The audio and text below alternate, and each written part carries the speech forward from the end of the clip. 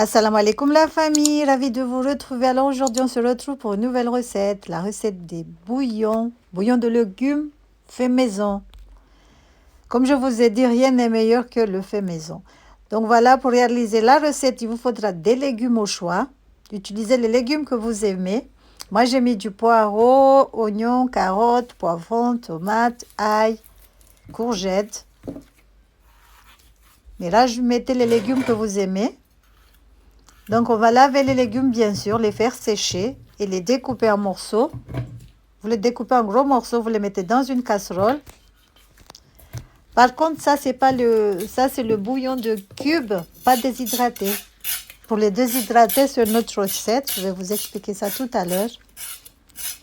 Donc, je râpe la carotte, je vais venir la découper grossièrement, hein, puisqu'on va mixer le tout. Donc, ça ne sert à rien de découper en tout petits morceaux. Comme dit, les légumes, c'est vraiment au choix. Utilisez les légumes que vous aimez. Donc voilà, j'ai mis du poireau, poivron, oignon, ail, carottes, courgettes. On découpe le poireau. Moi, j'aime bien le poireau, je sais pas vous, mais le poireau fait partie des légumes que je préfère. Surtout quand tu fais des quiches et tout ça, c'est trop bon. Dites-moi en commentaire si vous aimez aussi les légumes. Quels légumes préférez-vous? Donc voilà, j'ai découpé, je vais tout mettre dans la casserole. On va rajouter du sel, du poivre. Et plein de légumes, plein d'épices déshydratées aussi.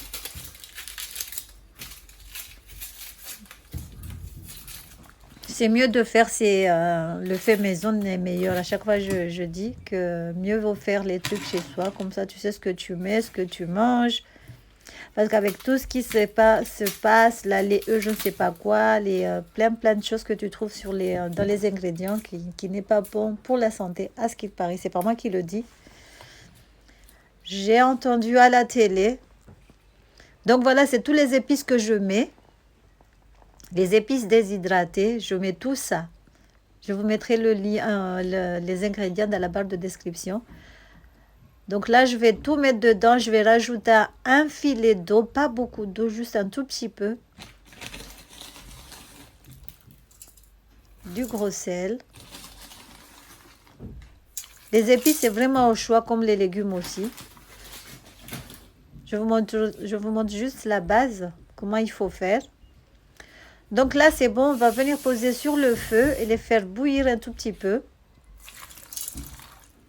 Mais si vous voulez avoir des bouillons déshydratés, vous devez les faire sauter sur une poêle, sans matière grasse, sans eau, sans rien du tout, ou les faire sécher au four. De préférence, les faire sécher au four, comme si vous les grillez. Mettez dans un plateau, vous les mettez au four pour 10 minutes jusqu'à ce que ça soit bien sec. Si vous n'avez pas l'appareil pour les faire déshydrater. Donc voilà, comme dit, hein, j'espère que vous avez compris. Si vous voulez faire des bouillons déshydratés, secs, mettez tout au four ou dans une poêle. Sans matière grasse, sans rien du tout. Il faut juste les faire sécher. Donc voilà.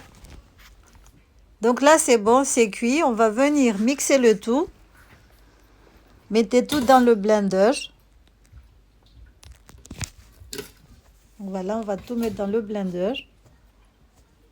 Vous pouvez les faire tiédir ou refroidir, hein, c'est comme vous voulez, parce que des fois on dit que si on utilise du chaud dans le blender, ça abîme. Mais bon, quand on fait le mkatassinia, on rajoute de l'eau bien chaude et ça n'abîme pas. Donc moi j'en mets. Hein.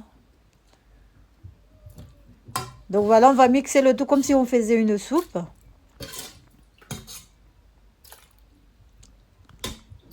Faut pas rajouter l'eau. Mais je rajoutais, mais il ne faut pas rajouter du tout, parce que les bouillons sont déjà gorgés d'eau. Comme j'ai rajouté de l'eau, c'est un tout petit peu liquide, mais c'est pas grave.